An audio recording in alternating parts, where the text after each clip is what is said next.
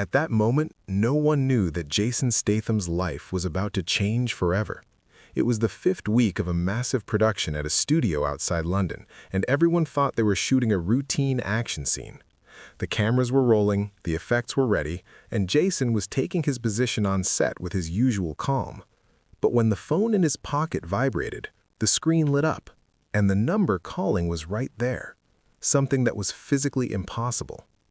Jason Statham's hands trembled, for the first time in years, because the last time he had seen that number was in 2003, and its owner had long been dead.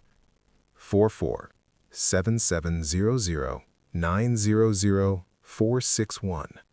Marcus's number. Marcus from the Olympic diving camp. Marcus from the night of the accident. Marcus who had not been spoken of, not mentioned for 20 years. "Jason, are you ready?" the director called out. But Jason couldn't hear him. His eyes were locked on the screen. The phone kept ringing. In Jason's mind, that night replayed itself. The cold evening in Plymouth, Marcus getting onto the boat, the sound of the waves, then silence. The Coast Guard searches, the empty boat, the body that was never found. Jason had never dived again after that day. "Jason!" The director's voice was sharp now. Jason slipped the phone into his pocket, but the vibration continued, like a heartbeat. Regular, insistent, waiting. The scene went terribly. Jason forgot his blocking, nixed up his lines, and actually hit the opposing actor. The director stopped the take. "This isn't like Jason Statham," the crew said, "a seasoned professional." But today, everything was wrong. During the break, Jason returned to his trailer. He locked the door, took out the phone. The screen was still glowing. The caller was still there, as if Marcus had been on the other end of that phone for 20 years, just waiting for Jason to be ready. Jason's finger touched the screen, trembling. "Hello?" His voice was hoarse. He hadn't felt this vulnerable in years.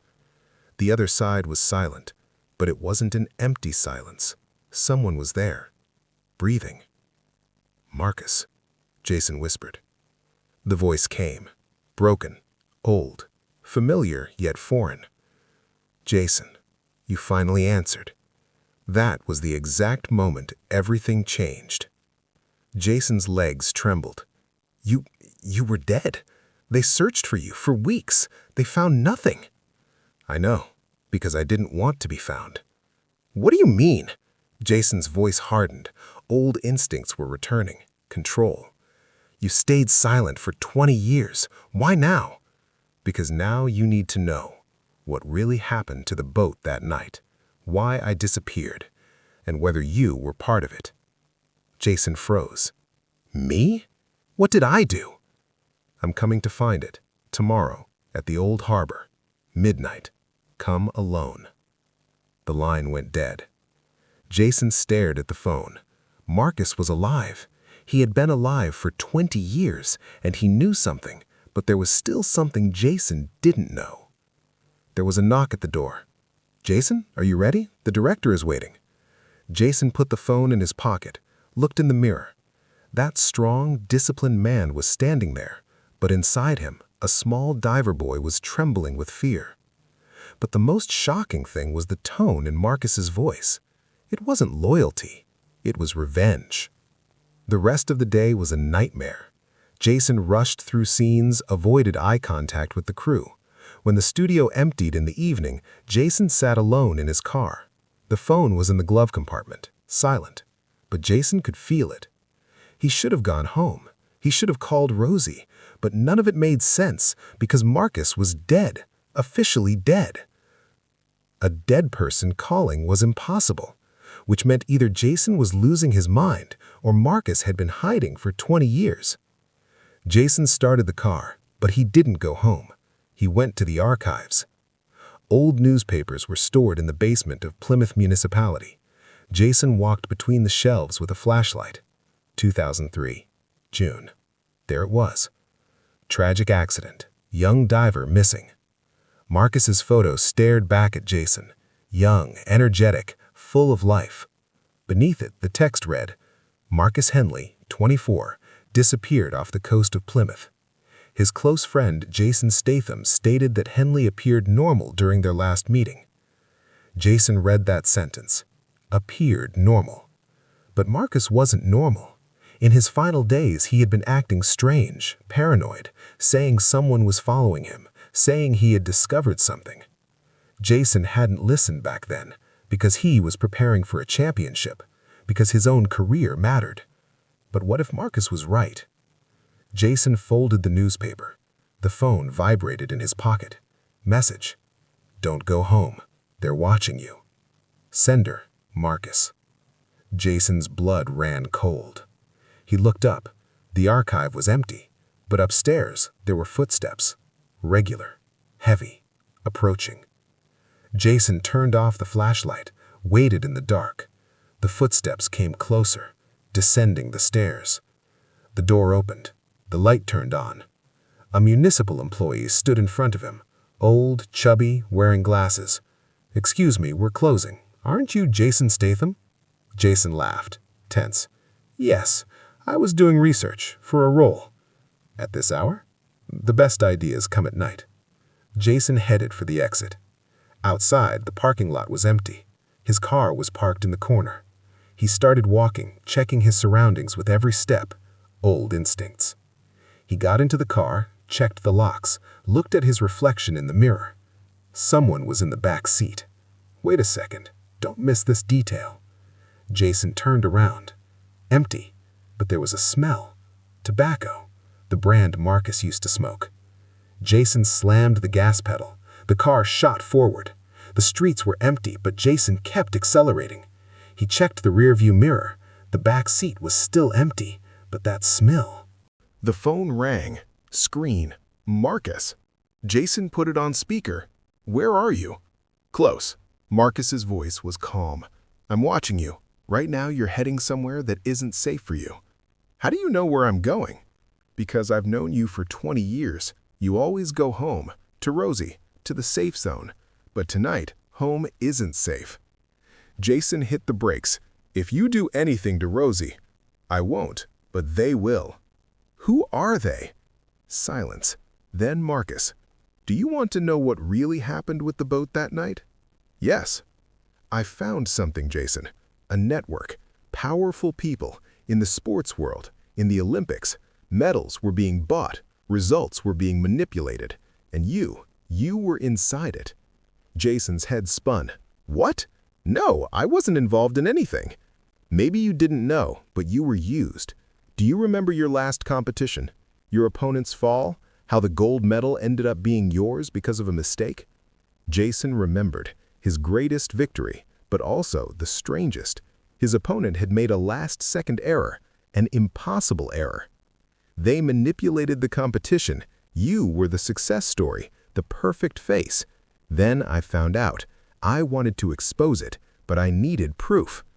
"So you got on the boat?" "Yes. I was heading to the meeting point. The documents were going to be handed over, but they found me, threw me into the sea. I was declared dead, but I survived." Jason took a deep breath. 20 years? Why did you hide?" "Because they're still there, stronger. You're a famous Hollywood star now, wealthy, influential, useful to them, or dangerous." "I'm not a threat." "You will be tomorrow night, because I'll show you everything. The documents, the names, and you'll decide. Stay silent or reveal the truth." The line went dead. "You haven't seen the biggest surprise yet." Jason didn't go home that night. He stayed in a small motel room, slept with the lights on. The phone lay on the bed. Every hour, messages from Marcus. "You're safe. They're looking for you. Be ready tomorrow."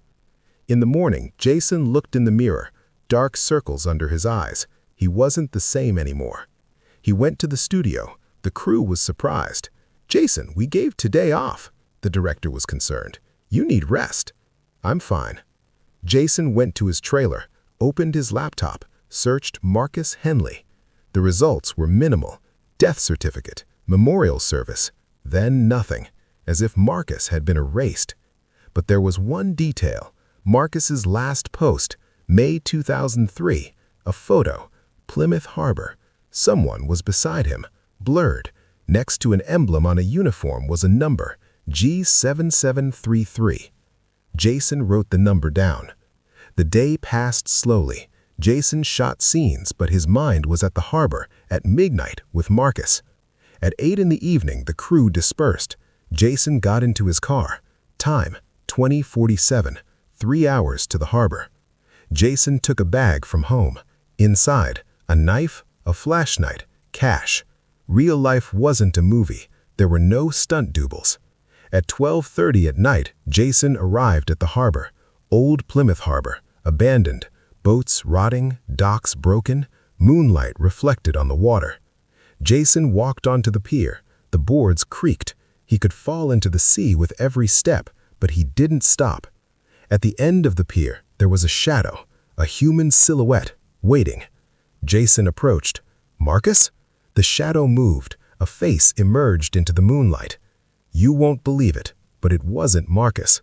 It was supposed to be Marcus, but it wasn't.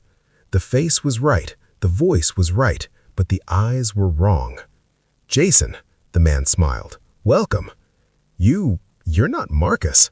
"No, but I'm far more important than Marcus." The man stepped forward. He was holding Marcus's phone. Jason stepped back. "Who are you?" "I'm the solution to the problem. Marcus learned some things, the right things, but at the wrong time.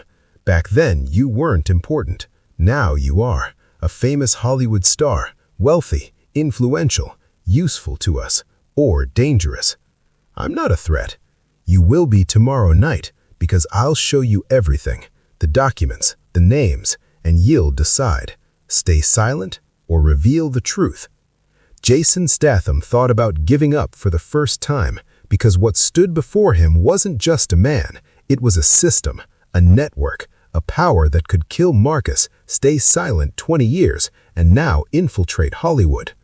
Jason took the envelope, opened it, read the contract inside. Names were there, familiar names, producers, directors, studio heads, all part of the network. "You have 1 week to sign." The man turned away. "I'll be waiting for your answer." "Wait," Jason's voice was firm. "Where is Marcus's body?" He hesitated. "In the sea. Still in the sea." Then he disappeared into the darkness. Jason was alone, envelope in his hand, decisions in his head, Marcus's final words in his heart. Will you stay silent or reveal the truth? 3 days passed. Jason didn't go to the studio. He turned off his phone, sent Rosie to a safe place. He reread the envelope. Names, companies, money. It was all there. 1 signature and everything would be over. He could live safely. But Marcus's voice echoed in his head. On the 4th day, Jason made his decision. He called his lawyer. "Arrange a press conference. Tomorrow. Big. All media." "What are you going to announce?" "The truth." On the 5th day, Jason Statham stepped onto the podium at the press conference. Cameras flashed. Journalists waited. Studio executives were anxious. Jason leaned into the microphone. "My name is Jason Statham. I'm going to tell you a story that began 20 years ago and is still ongoing today. I had a friend named Marcus Henley." And Jason told everything. He showed the phone records, explained the conversation at the harbor, placed the envelope on the table. The room fell silent. Then chaos erupted.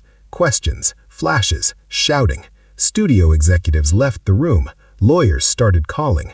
But Jason remained calm, because he had kept Marcus's word. From that night on, Jason's life changed. Studio contracts were terminated. Films were canceled. Some filed lawsuits. But some journalists began investigating. The police opened an inquiry. Slowly, the network began to unravel. Marcus Henley's body was never found, but his story was. Jason Statham, that quiet, strong man, wasn't a hero, but a witness, someone who told the truth, who stood against fear. 6 months later, Jason starred in a small independent film. The budget was minimal, but the story was real. For the first time, Jason felt like himself. On the final day of shooting, his phone rang, an unknown number.